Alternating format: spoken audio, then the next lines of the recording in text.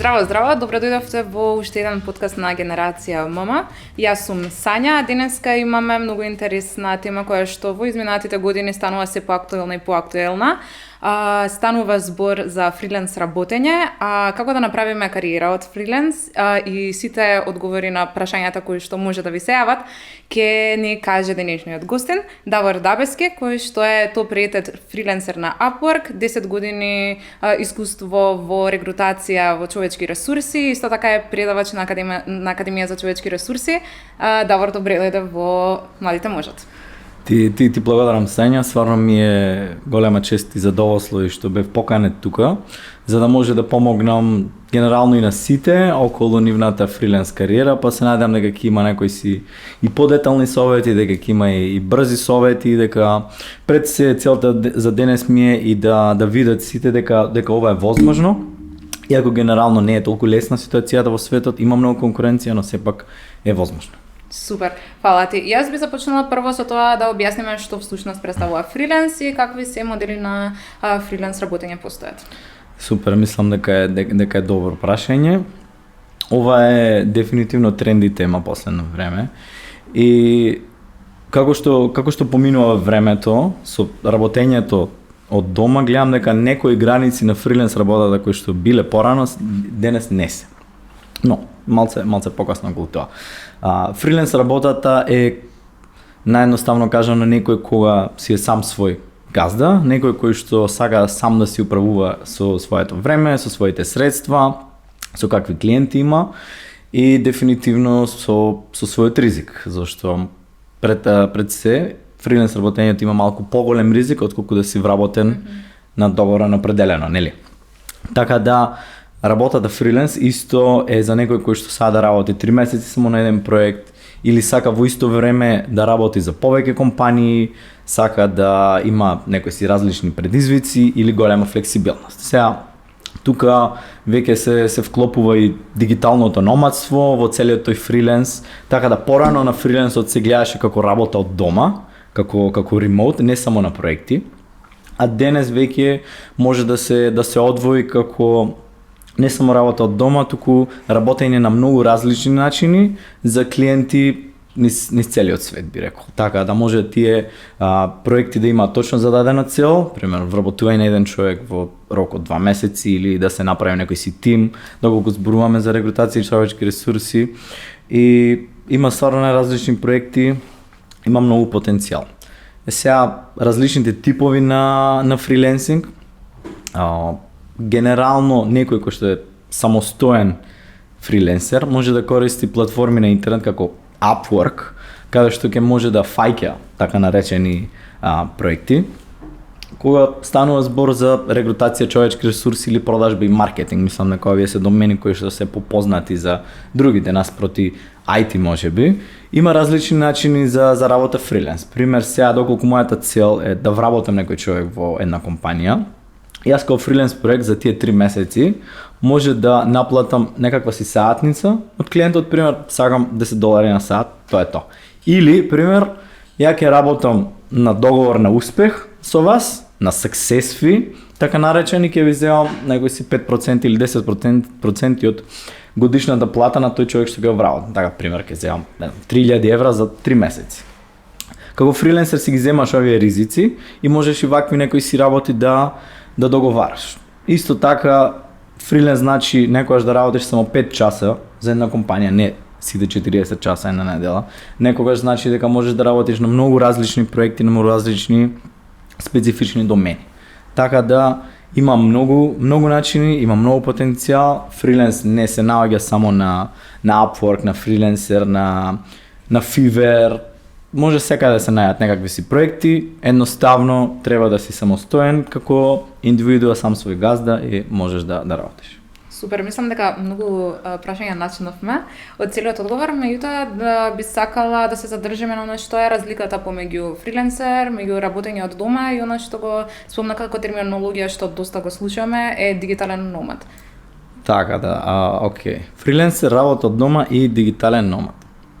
Фриленсер, пример, за да е некој сам свој фриленсер, генерално и убаво е да си има и отворена некоја си фирма, како поединец, за да може да наплаќа на клиенти во странство и во Македонија.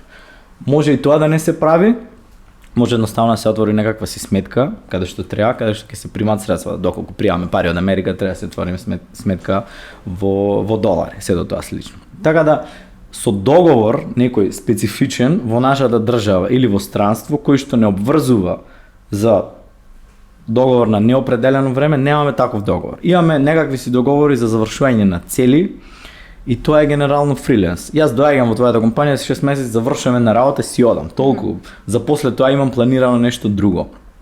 Така да основата и суштината на фриленс е дека сам управам со своите средства. После, нели, сите тие средства, иако ги добиваш, се до тоа ти си средуваш, придонеси осигурување како сакаш. Не мораш, нели, осигурување или такви некои си работи како што даваат компаниите, ама после тоа си пријаваш данок во ИАП, нема никаков проблем и едноставно сам на своја рака си следуваш пензија, осигурување, се до слично. Се работа дома.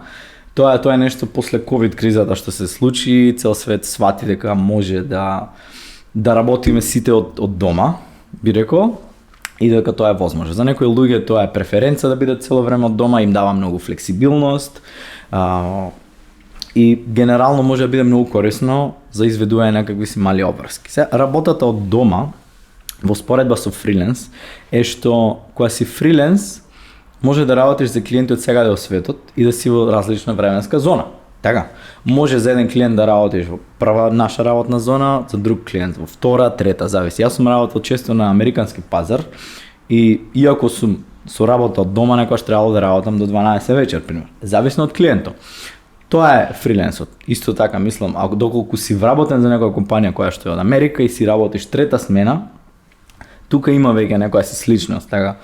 Но тоа значи дека само за таа компанија работиш. Сега, доколку си вработен во една компанија, генерално не е дозволено, не е пожелно да ја користиш ресурсите кои што ти ги дава таа компанија за да работиш за други компании.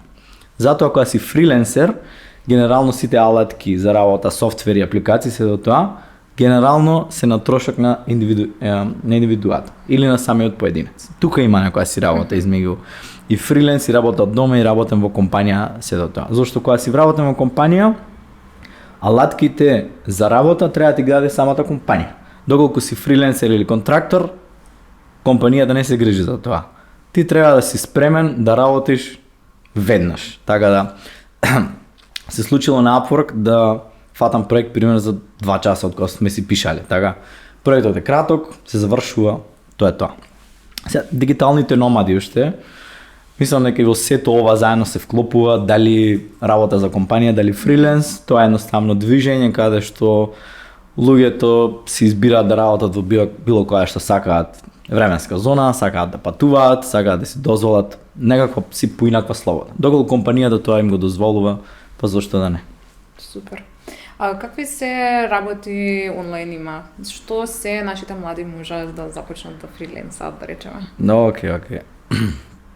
Па прво би рекол дека има многу потенцијал и многу работи, зависно во која сфера. Ја работам во сфера на човечки ресурси, работам во сфера на регрутација, но не би се задржал на таа сфера. Еве ќе земеме Upwork како една многу позната платформа или Fiverr или фриленсер. Прво, може и не е до толку битно каква е работата, колку е битно да се фати 1, 2, 3 проекти за да се добие некаква си оценка. Барем на Upwork или на било која мрежа. Така да мој совет околу барање работа или за првите проекти, која ќе ги бараат младите или било кој, е да бараат проекти кои што се на фиксна цена, некои си 10, 15 долари, 50 долари, било како, проекти за кои што се сигурни дека ќе можат да ги завршат и можат да дадат најдобро искуство за самиот клиент. Океј, сега тука пример. Порано имаше многу проекти со така наречено data entry или проверување податоци или пишување податоци во табели. Океј. Сега тоа е работа која што мислам полека дека изумира со AI и со многу автоматизација, но уште има такви проекти. Ова е пример за поедноставна некоја си задача која што може да биде како проект, посебно на Upwork. Кога зборуваме и кај дизајнирање некој си лого, тоа е исто почетничка задача која што може да се фати. Истражување на пазар, може генерално секој да прави тоа, се додека имаш некакви си вештини за пребарување на Google и си посветен, организиран, може да дадеш мислење, да тестираш некаква си апликација, да тестираш софтвер, може да дадеш мислење за некакви си докторски студии, на некоја си тема, доколку исполнуваш точната демографија. Вакви се тие мали проекти на кои што треба да се аплицира на Upwork, кои ќе се фадат тие проекти да се даде најдобро што е можно искуство за клиентот. Парите на старт би рекол дека не се толку битни, колку што е битно да се покаже дека имаме некаква си оценка и дека нешто сме направиле таму. Зошто на интернет ни треба некакво си ревју од други луѓе за да полесно ги добиеме наредните клиенти. Така, значи не е станува збор дека само фриленсер може да биде некој во IT сфера, туку може да се пронајде и во сосема сите други сфери. Само треба да види и да истражи што е потребно на овие платформи кои што ги спомна. Сега кога сме кај платформите, напомена неколку пати Upwork, така што кои се најдобрите платформи за да почнат нашите млади со фриленс? Океј. Најдобрите платформи, мислам дека би рекол дека се е платформа за фриленс денес. Секој разговор и со било кој што е предприемач или што има компанија може да биде потенцијална фриленс соработка. Нека биде Upwork. Upwork инаку се сменува низ годините. Има некакви си бариери, би рекол, но не е невозможно. И ден денес не е невозможно, мислам. Со некои луѓе кои што сум бил ментор, барем околу 10 луѓе, фатиле проекти. Не било лесно, ама е возможно. Сега, на Upwork, за да може да се аплицира на некаков си проект, ние треба да вложиме некакви си средства, за да купиме така наречени си опции за аплицирање. Мислам дека и тоа е окей. Вреди некојаш да се вложи во тие средства за да се аплицира. Покрај Upwork, пошто зборуваме за секакви различни платформи, има групи, дали на Facebook, дали за специфичен домен, има пример за дизајн, имаш 99 Designs, имаш зависно од сферата каде си. Сега ви кажам најлесен начин каде да ги најдеш точните платформи каде што ти требаат. Нема да дам некоја си златно правило, одете таму за сите, но ќе ви кажам начин како да ја најдете платформата за вас. Кога сте професионалец или млад професионалец во некоја си сфера која што сака да започне кариера, најдобро за да ги најдете платформите би било да пристапите кон некој кој што веќе го прави тоа. Сега, ја можам да ви кажам точно за рекрутмент, некои си платформи, пример во Естонија што се. Така, ама тоа не се релевантни за сите. Затоа би рекол, склопи една порака за било кој на LinkedIn, најди некој кој што е фриленс, пример дигитал маркетер во Македонија, пиши му пример здраво Сања, дали може да ми кажеш на кои места аплицираш за фриленс проект и случајно да не имаш помош од некој кој што е джуниор или сака многу да научи. Така, со ваква некоја порака можеш две работи добиеш. Прво, целта беше да најдеме кои се точните платформи и второ нешто кое што е многу битно, барем во фриленс, не е задолжително, но мислам дека е многу битно да се најде некако ментор. Кога се работи со ментор, мислам дека генерално е полесно. Не дека не може секој да работи сам, да биде self-taught, ама со ментор е генерално полесно. Супер. Баш вакво излагање имаше и на претходниот подкаст Елена Костовска, која што кажа ако најдете некој кај што сакате да му пишете му, шансите што дека би сакал истиот да ви помогне се многу големи, така што не се срамете и пишете. Затоа што си топ-рейтед фриленсер на Upwork, сакам ако сега да ни го доближиш твоето патешествие. Што те поттикна да почнеш како фриленсер, дали ти беше тоа како full-time job, дали почна да го работиш, нешто повеќе околу твојата приказна? Океј, гледам, за моите почетоци, ова беше пред некои 6-7 години, можда јас кога почнав со фриленс, мојата мотивација, за да започнам, бев уште, што знам, почеток на кариера, можда некој си медиор рекрутер или така нешто, ама сакав нешто повеќе, имав многу енергија, имав многу сила.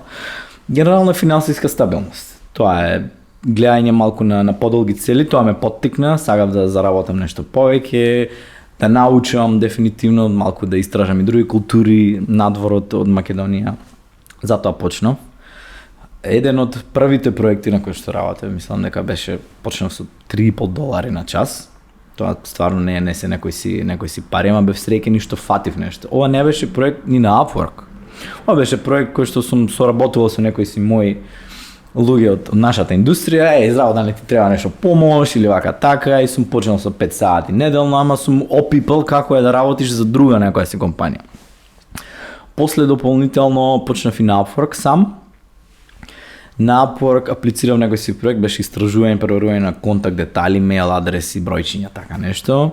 Не беше ништо посебно, не беше висока сума. Тој беше првиот проект. Ми даде оценка со 5 звезди, тоа е најмногу, тоа беше супер, ме направи тоаш Rising Talent и ми беше полесно, барем другите ме препознаа. Сега може некои работи и детали се сменети на Upwork, ама мислам дека се уште е битно тој прв проект да го имаш и прв ревју. Првиот проект може помина, не би рекол дека до толку ми помогна во мојата кариера, ама вториот проект во фриленс дефинитивно е на Upwork. Тој е тој со кој што станав Top Rated Plus. Зашто за Top Rated Plus ти треба и одреден број на сати на еден проект за да можеш да се квалификуваш за таа програма. Треба да работиш на large contract, уствари, или на некој договор со поголема сума. За вториот договор, проект и договор ќе кажам само едно нешто.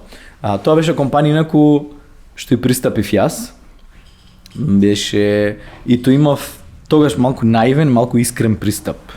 Викам, здраво, ова гледам дека е еден од првите стварно интересни, озбилни проекти на Upwork и затоа стварно се потрудив да ви напишам персонализирана порака.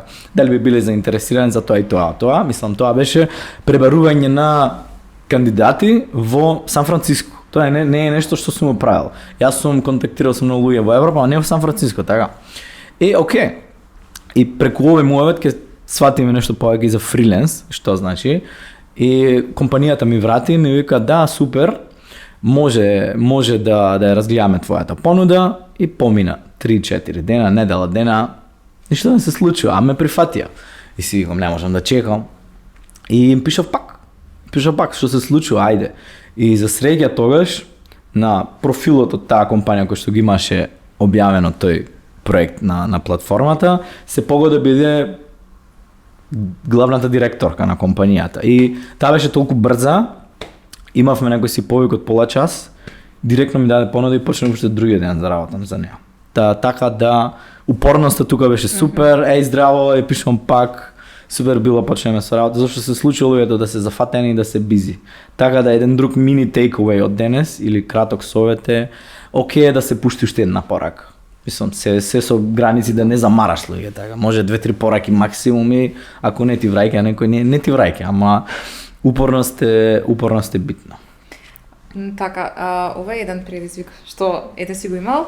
Дали имаш некои предизвици, да речеме, со клиенти, односно да има ситуација каде што ти си бил приморан, да речеме, да откажеш работа на некој клиент или на тебе да ти откажат соработка, или да речеме со лоши клиенти, дали си имал некакво искуство? Аха. Па до толку искрено со лоши клиенти не сум имал искуство. Тоа зависи и од нашата врска како се воспостави во самиот почеток. Тоа исто кога да кажеш има добри и лоши компании. Може има некои си стварен кои што се лоши компании, кои што се лошо организирани. Така да во овој контекст би биле добри и лоши компании, не само клиенти. Сум имал некои си искуства кои што биле стварно одлични, сум имал искуства кои што не биле одлични. Сега имав еден клиент кој што генерално одеше се во ред. Јас едноставно испорачував некакви си листи на луѓе на кандидати и со тој клиент некако одговорот од нивната страна беше после неколку дена секогаш. Многу ми каснеа со одговори и не мислев дека ќе бидеме успешни, така. Нели, ова е пак мини совет, треба да сме упорни до некаде и не би било добро секогаш да чекаме и на нашите клиенти. Барав од нив повратен одговор, ама некако не одеше. И мислам, не е ништо лошо, им кажав дека немам повеќе време, генерално си дадовме оценки, едноставно се разидовме на различни патишта. Зависно од врската, ако добро се постават целите на самиот почеток, не би рекол дека има толку лош клиент. Сега ова е пак генерално за мојата индустрија, човечки ресурси и регрутација. Може да не биде исто во дизајн. каде што клиент ќе ти побара ревизија, може 3 пати на некој си видео или некој си лого. Така да зависно од индустријата. Така. Бидејќи фриленсот дозволува да работиш на повеќе проекти истовремено за повеќе клиенти, дали може да споделиш со нас како го менаџираш времето за успешно да ги завршиш истите, дали имаш некакви алатки кои што можеш да споделиш со нас и слично? Да, окей. Јас по природа не бев искрено некој кој што е многу организиран, барем кога сум почнал својата кариера, но сум бил некој кој што е посветен генерално кон резултати или кон outcomes, кон цели. Така да со време сум се посветил за што подобро да се организирам. Нема да споделам некои си посебни алатки. Има една најбитна алатка која таа е to-do листата. To-do листа имаш секој ден и секој ден треба да се приоритизира таа листа. Ке дојдам и до времето. Така да доколку работиш на повеќе клиенти, стварно е тешко некогаш да запамтиш све што треба да се направи во еден ден, така да мора да се направи to-do листа или планирање од стануваш наутро, си правиш некоја си планирање, која ќе исприоритизираш што треба да завршиш денес, тоа ќе е полесно. Значи ја без запишување никако не можам. Некој тоа сега да прави во тефтер, нема проблем, некој сега да си отвори to-do листа во WordPad, јас го правам тоа, некој сега на стикери, кој било како, ама мора некако да се запишува и мора да сме исприоритизирани. Сега околу времето за нас може да биде потешко да работиме за американски пазар, зашто е втора смена, но изводливо е, мислам, сепак зашто да не. Кога сум имал една главна работа, интервјуата за американските компании сум ми правил после работа, така. Така да едноставно убаво е тука да си има некој си час време да се одлепиш би рекол од едната работа, извежба или прошета или било шо, за да имаш сила за другата работа. Така тоа е едно нешто. И во поглед на организација на времето, мислам дека и други фриленсери вака функционирале.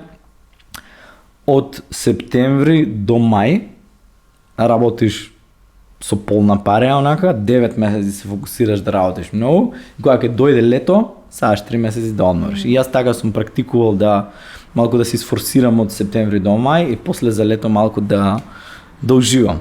Нешто како летен распуст, пошто сам си го правуваш своето време. Да. Од тоа дека ми се начин на прашањето малку го одговори, меѓутоа затоа што сепак си на еден начин сам свој газда ти одредуваш што како мислам ќе се пријавиш ќе работиш, како правиш баланс помеѓу на work-life balance. Затоа што најверојатно е тешко убаво да си го изменаџираш времето кога од дома работиш цело време, така што некој совет за тоа можеби? Интересно, стварно интересно прашање. Имаше моменти кога немаше work-life balance.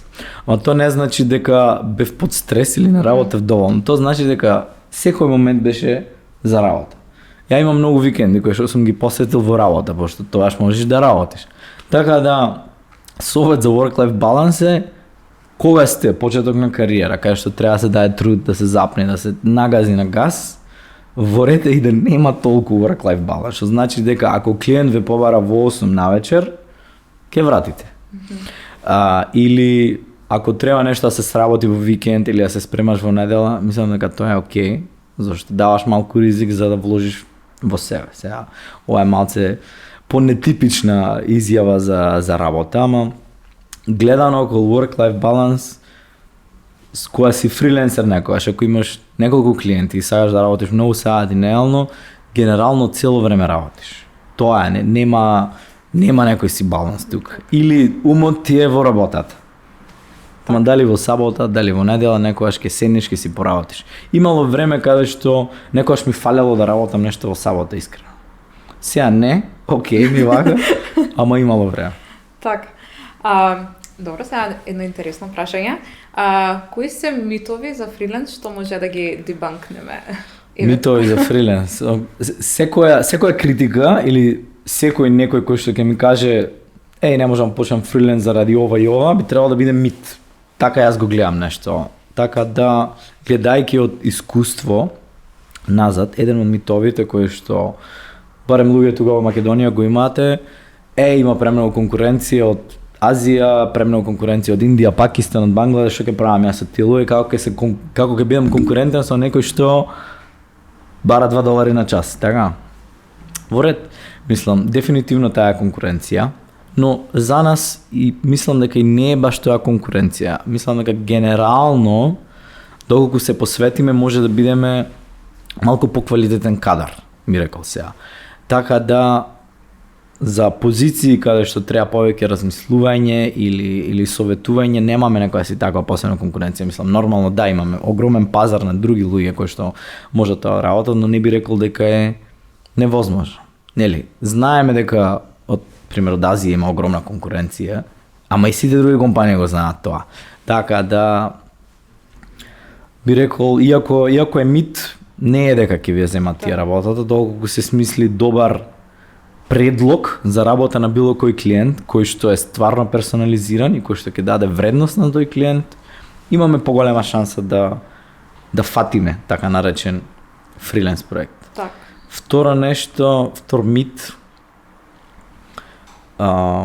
би рекол фриленсерите дека може ги гледаш фриленсерите каде што се на базен во вторник во 2, а ти си вработен во компанија. Мислам дека не е баш тоа вистина. И пример, јас кога сум модел на одмор, беше пред 3 години, бев во Сплит, мислам, стварно небитно местото, ама од цел одмор јас имав планирано еден ден да го работам. И тоа е тоа, пошто бев ремоут, работев за американска компанија, едноставно испланирав еден ден 12 сати и тоа е тоа. Другите денови јас бев на уживање, ама има разлика. Ако си флексибилен, не мора значи дека не се работи во фриленс. Може трет мит да е дека се нема шефови кога си фриленс, мислам секогаш имаш шеф или на некој кој што треба да му дадеш отчет за твојата работа. Работата е многу слична за фриленс, само што генерално процесот за некој да се вработи на проект би требало да биде пократок. Сега пример, ако направам споредба измеѓу вработување во некоја си компанија, каде што процесот на селекција може да трае месец дена, со многу различни типови на интервјуа. Фриленс ни треба некој човек веднаш. Објавуваш оглас, пример на Upwork или на било која платформа и ти треба човек во истиот ден. Немаме време тука за чекање. Така да друг мини совет тука, било каде да се аплицира на проекти, гледај да аплицираш на проекти кои што се стварно свежи онака. Пред 15 минути ако објавам проектот, пиши одма. Ако пишеш по еден ден, сам дека шансите се многу пониски. Така да мора да сме свесни за кои се активни проекти, кога се постира, треба да се размислува околу тоа и да сме брзи, едноставно. Тоа е мислам дека е еден друг мини совет што ќе допринесе за успех за било кој во фриленс. Супер. Да се вратиме на конкуренцијата што ја спомна. Колку е битно да се изгради личен брендинг како фриленсер за да те препознаваат подобро? Океј. За брендинг, генерално, доколку си попознат во било која сфера, повеќе ќе те бараат за работа. Сега, не го гледам тоа како може брендинг на овие платформи за фриленсер, туку да си човек кој што има најдобри оценки и има дадено најдобро искуство за своите клиенти, би рекол. Тоа би било најдобар брендинг за некој фриленсер. Зошто целта на еден фриленсер не е ни својата кариера, цело време тој или таа да пристапува на проекти и да брка клиенти, туку ова се моите услуги, ова можам да ви го дадам јас, доколку сега да работите со мене, супер. Доколку некој фриленсер би имал бренд, би било така. Генерално како фриленсер сакаш да стигнеш до момент каде што другите те бараат, другите ти го отвараат профилот, ова има направено давар пример, може ова да направи за нас. Да, ќе аплицираш и сам на проекти, ама целта е да додеш до некакво си ниво каде што другите те бараат сите.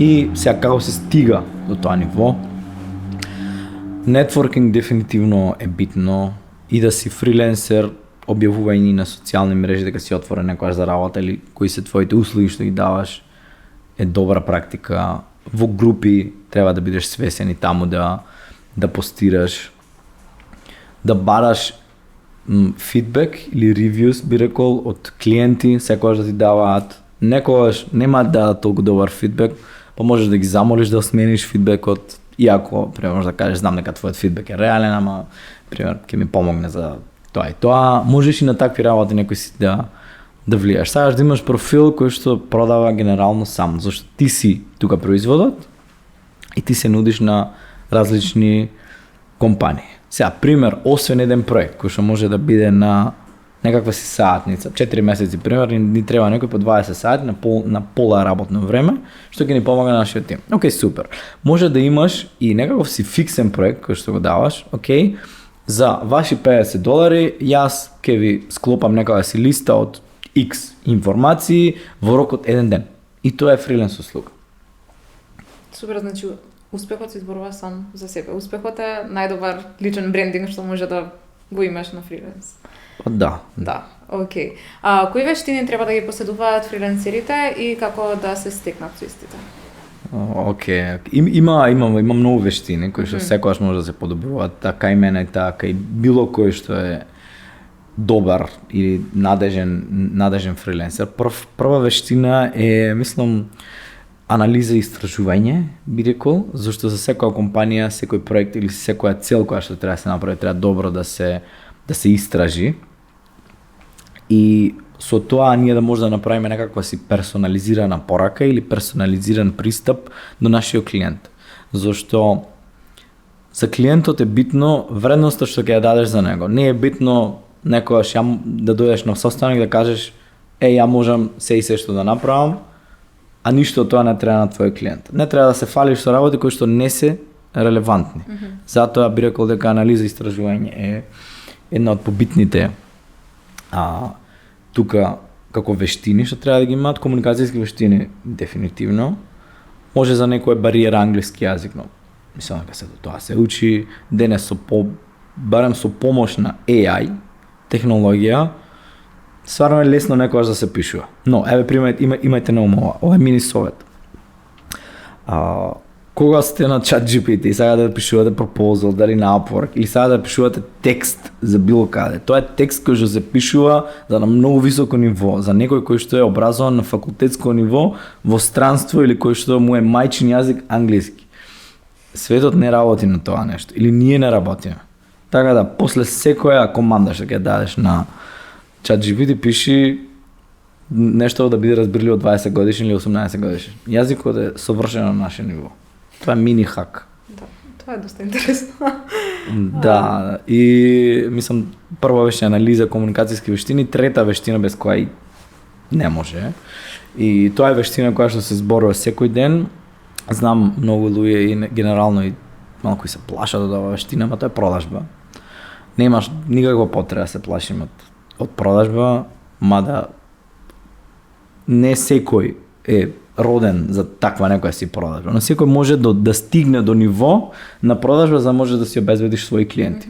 Не мора значи дека ти не е секој што продава, не е некој кој што продава коли, како што гледаме во американските филмови каде што се преагресивни луѓето, не значи тоа продажба.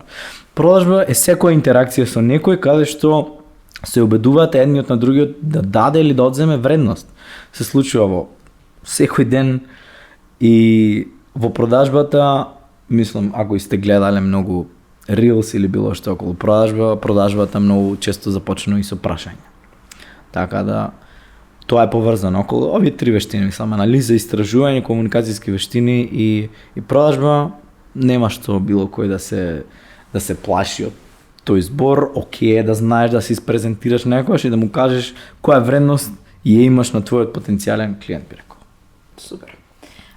Како да си одредиме цената, да речеме, на нашиот труд, што сакаме да го понудиме? Океј, ова ќе биде дел од првата вештина која што ја кажав.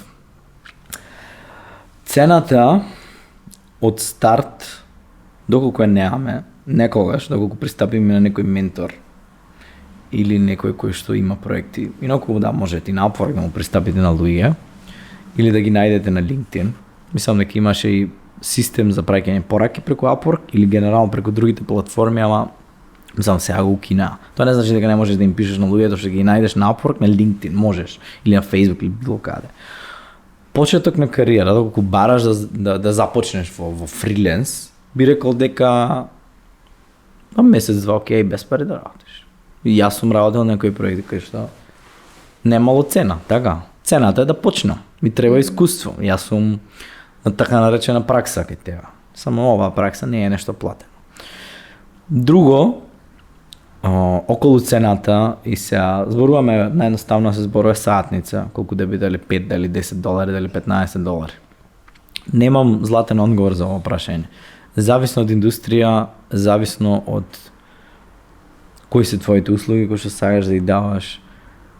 Преку истражување. Има профили на интернет, види кои се најуспешни, така? Види ги првите проекти кои што ги работеле, која била сатницата, од прилика тоа. Не сегашната сатница, ако некој пример $25 сегашната сатница, види со која сатница почнал тој човек и нешто околу тоа. Супер. Ова прашање го начнавме и на почетокот да го спомна. Кај нас фриленсерството како е регулирано, затоа што според законот за работни односи не е регулирано, малку е опфатено да речеме во законот за облигациони односи преку договорите. Има некои одредени банки кои што нудат одредени поволности за оние кои што се фриленсери, па нешто малку околу тоа да им објасниме, да ми објасниме целата слика на нашите млади. Океј. Прво треба нашите млади да знаат дека е се возможно, така. Пошто зборуваме и за банки и за генерално предизвикот е тука за примање на средства. Доколку ти стигнат тебе средства од странство, банката треба да знае дека тие се окей средства, се стигнати со некои си добри намени, не се средства кои што се во лоши сделки, така. Затоа банките ќе ти барат некакви си договори. Зависно од банката, нема да именувам сега, има банки кои што полесно дозволуваат да ти стигнат средства, има некои кои што малку потешко дозволуваат да ти стигнат средства, но со точен договор кој што е веродостоен, мислам дека нема никаков проблем. Така да доколку некој планира да биде фриленсер, прво зборувај со банката, со било кој банкар, да сватиш дали има други луѓе тоа што го прават, нели?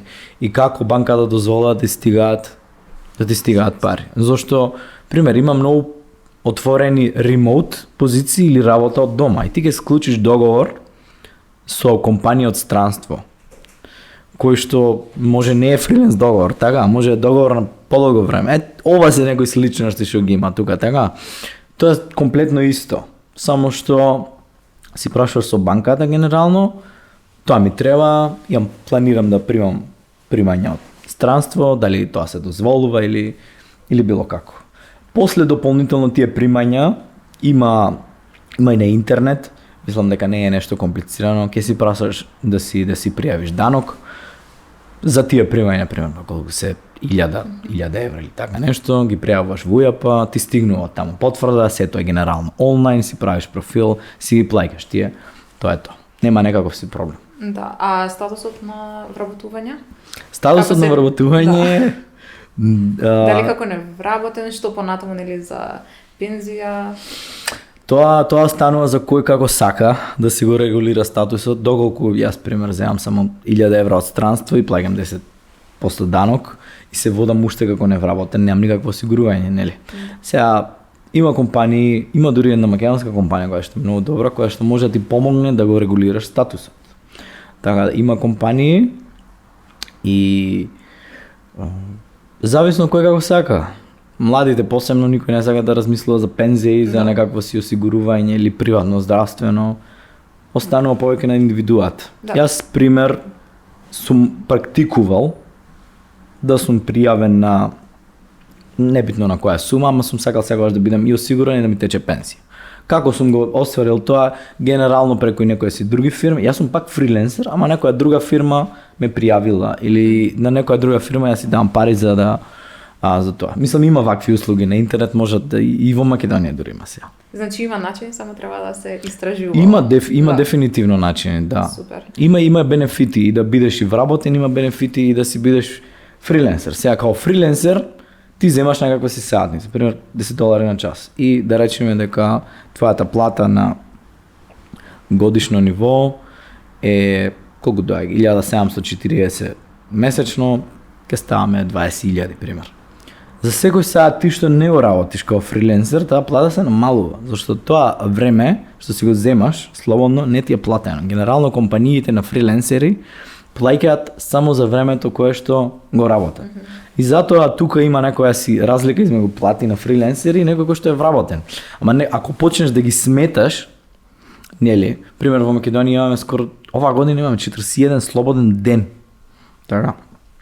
Така да ако гледаме плата на фриленсер, плата и бруто плата на некој вработен, има некои си разлика, ама можеш да сватиш зошто помалку пари се даваат на некој кој што е нели вработен или слично. Еве ги тие сличности или разлики измеѓу фриленс и сето тоа. Зависно кој како сака да си управа. Доколку сакаш да уживаш, да си земиш одмор од работа, си тераш со вработување, доколку сакаш сам да менаџираш своето време или да туркаш најмалку колку што можеш. Имало година кога што не сум земал одмор, имало година кога што ми требал повеќе одмор, така. Зависи. Така. Мислам дека низ целиот разговор ги спомнуваме, меѓутоа да сумираме, кои се најголемите предизвици за фриленсинг денеска? Океј. Повеќе поврзан со барање на работа. Така да кога зборуваме за фриленсинг или барање на работа, мислам, генерално е слично тука или почнување на нова кариера за било кој и да сака да започне во овој свет. Прво ќе сподаме на алатка, малку повеќе ќе се подсветам на тоа што е стварно најбитно. Да знаете дека има алатки кои што може да ви организираат вашите процеси на аплицирање. Тоа значи кога ја пример гледам на LinkedIn, гледам пример во младите може дека има некоја отворена позиција, земам во таа алатка или во некоја си листа, пишувам датум кога сум аплицирал за да ја следам мојата апликација. Кога си фриленсер, такви апликации имаш многу. Во 2023 година аплицирав на 160 проекти за да фатам 5, пример. Така да ви треба некоја си апликација да бидете организирани. Има, пример, hunter.com или TLHQ, било какви има апликации кои што ти менаџираат каде аплицираш. Ова се апликации ти помага за барање на работа. Строго ги препорачувам за било кој што е во таков некој си процес. Добро, кога си организиран и среден, најголем предизвик околу фриленс па и барање работа, мислам дека е мајндсет или начин на размислување или самата мотивација. 1 час дневно да потрошиш за да бараш нови проекти е премалце. Сум зборувал со луѓе кои што сакале да се преквалификуваат или сакале да почнат фриленс и вика Давор, годинава многу тешко ми оди со работа, немам никаков проект фатено, викам зошто на колку проекти имаш аплицирано? Па на 5. 5 е никаква бројка, стварно ниска бројка. Може и со 5 ќе успееш, може и со 1 ќе успееш, а шансите се многу мали. Треба многу проекти да аплицираш, а за да аплицираш цело време и да си упорен, треба истрајност и треба мајндсет, треба начин на размислување, каде што секоја недела ќе си поставиш некои си цели. Ова недела ќе аплицирам на 10 проекти. Што сака нека биде, мора да аплицирам на 10 проекти или ќе пристапам на 5 регрутери, да се даде некаква си вредност за тоа што треба да се прави во една недела. Зошто кога некој не е вработен, посебно, или некој кој што треба да почне кариера, може многу често да се обесхрабрени луѓето, често може да се уплашени, за да сакаш да дојдеш до момент каде што се чувствуваш корисен секој ден, иако не работиш. За тоа се случи, мислам дека е најбитно мајндсет, затоа луѓето работат и со career coaches. Career coaches ти даваат тоа, начин на размислување. Затоа е полесно со ментор или со career coach, би рекол. Ова е предизвик голем за организација TLHQ или hunter.com и треба мајндсет на мотивација. Треба мајндсет да не се обесхрабруваш, да пробуваш, кога тоа ќе запали. Супер. Каде го гледаш фриленсингот во наредните 5 до 10 години, дали може би AI некако го загрозува и овој начин на работење? Опа, до некаде да, AI си зема замав во сите сфери, ќе продолжи да си зема замав. Човечкото ќе си остане. Во иднина мислам дека тие работи кои што биле поадминистративни, нели, спомнав и внесување податоци во листи, такви некои работи ќе бидат се помалце. Сите работи кои што биле кликни тука, внеси тука, мислам дека тоа ќе се автоматизира, тоа ќе се намали. Што точно ќе се случува во иднина околу AI? Знаеме дека, например, има веќе технологии за правење на AI или за generative AI или било каква вештачка интелигенција, така да доколку гледаме во иднина, едно што ќе биде сигурно е дека ќе има проекти за некој да доусовршува некакви си AI алатки или нешто, така да доколку некој сака да се насочи во таа сфера, секако, зошто да не. Гледам дека има многу компании кои што користат AI за да ни помогнат со така наречени организатори или со планови за бизнис и такви некои си работи. Може и тоа помалку ќе се намали, но сепак не е сигурно, зашто сега во светов имаме и револуција и криза и не можам да кажам дека AI е одговорен за тоа што има помалку работа за фриленсер, иако има моментално. Може и до кризата, може и од двете. Така. Значи, да речеме, прилика 5 до 10 години ќе расте или ќе опаѓа работата на фриленс? Да. Тоа стварно тежок одговор е тоа дали ќе расте или ќе опаѓа работата на фриленс. Сега ќе кажам пример. Ај вак, пошто мислам дека не е баш, не сум експерт кој што ги следи сите маркетинг трендови за да каже дали ќе опаѓа или не, ама ќе ви кажам дека доколку економијата е во раст, добро, фриленсерите се тие први што се вработуваат, доколку економијата е во пад, фриленсерите се први што летаат од работа. Зашто лесно е генерално да отпуштиш фриленсер. Времето за отпуштање некој фриленсер е можда недела, две имаш период на отказ или така. Тоа не е ист случај како некој кој што работи во компанија. Така, не мора да значи дека си сигурен дека работиш на компанија. Не викам тоа. Сигурност и ризикот си се различни за секој човек.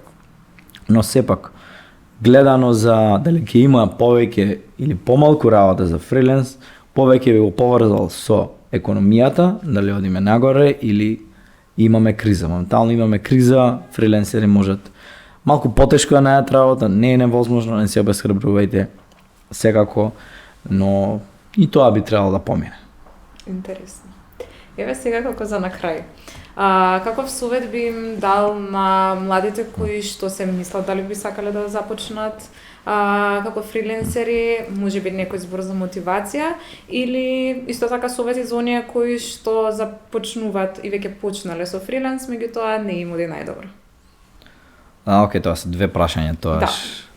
За две различни најдобри групи. совети за некој кој што ќе почнува и што да правиме со тие кои што не оди толку лесно. Океј, пред некое време беше онака на Инстаграм и на Рил, не ми текнал кој човек беше, ама имаше толку еден добар Рил.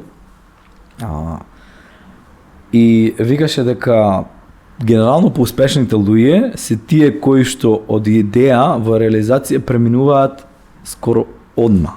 Така да кога имате идеја, не мора да ја мислиме недела две, пробај чепни, направи нешто, би рекол. Не дека ја го правам тоа многу често, но можда да сум повеќе инспириран да го правам од кога го слушав тој човек, кај што ми кажува. Така да кога си има некоја си идеја, почни, немој да чекаш. Сега доколку не знаеш сам да почнеш, побарај ментор, но преземи некаква си акција, зашто клиентите кои што не ни знаат дека постоиш, нема никако да ти дојат, да ти тропнат на врата и дојди работи со нас, нема тоа да се деси. Така да генерално совет или повеќе совети, следи ги тие кои што се топ voices или на LinkedIn барем се викаат топ voices, следи ги најбитните во твојата индустрија или во индустријата кај што сакаш да одиш и учи од нив. YouTube е огромно место, имаш и текако многу експерти за фриленсинг кои што може да ти кажат и секако се прави, дали на Upwork, дали на било која мрежа. Сакаш пример за UX, UI дизајн? Имаш луѓе и за тоа. Биди отворен за да учиш, би рекол. Сега некој ќе рече, кој има време за тоа? А што ќе правиш друго? Треба да се посветиш, посебно доколку си на старт од кариера. Мислам и за мене е полесно, да не се сватиме погрешно. И за мене е полесно некој да ми каже, дојди, кажи ми што да направам. И тоа работело. Барем работело со неколку луѓе кои што си ги знам. Онака, мене ми требало 2 часа, отворам Upwork, идеме на нивниот профил, пишуваме еден пропозал заедно и кога некој те види како дека ова е возможно, може да продолжи сам. Затоа многу луѓе не почнуваат. Зошто чекаат некој да ми покаже сам, пробај, од прва тешко дека ќе биде добро, со време ќе се научиш. Така да би рекол севкупно убаво е да се работи со ментор, мора да се продолжи со учење. Сега би рекол околу учењето, фриленс па и професионално изградување е константно учење. Треба да сме индивидуа која што е отворена да учи од своите грешки и може победно од грешките на другите. Барем тоа време сакаме да го заштедиме, за да не учиме цело време на своји грешки. Убаво е да пробаш да учиш од грешки на другите, ќе може да се посветиме за да бидеме поуспешни. Ова мислам дека се надврзува со второто нешто. Да. Некој кој што или некоја не бил успешен во фриленс, прво да се види анализа на историјата, што се случувало, дали може да дознаеме зошто не сме успешни. Доколку може да видиме, пример сме аплицирале десетина проекти, дали може да видиме кои луѓе ги зеле за тој проект, кои се луѓето кои што го извршуваат тој проект, види ги нивните профили, копире, така да тие кои што не се моментално успешни или имаат предизвик за нови клиенти, анализа да се види што било добро или што не било добро. Доколку сам не можеш тоа да го сватиш, побарај некој експерт или побарај совет.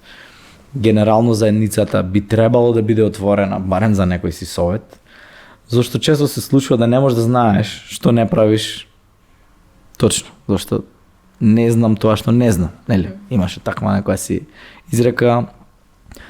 Кога имаме некоја си анализа, гледаме да направиме некоја си стратегија за иднина, да тестираме, да се подобриме. Тоа би било и континуирано учење од другите луѓе. Ако некојаш едноставно на своја рака не си успешен, гледај некој кој што е топ рейтед профил, ископирај неговиот профил, види какви емоджи ќе употребува, пример, види каков LinkedIn профил има, ископирај го. Следи ги чекорите на другите. И мајндсет, не сме да се заборави, не може да се обесхрабрува, зашто никој нема да дојде да аплицира, нели 1 до 2 часа на ден аплицирање на проекти е стварно премалку, неделни таргети и посветување. Барањето работа е само по себе работа, би рекол. Кога немаш работа, би рекол дека треба да работиш да најдеш работа скоро 8 часа на ден, исто како секоја друга работа. Така да си барам многу труд, ама еднаш кога ќе сватиш како се наоѓа работа и како можеш да правиш нетворкинг со други луѓе, после генерално е полесно.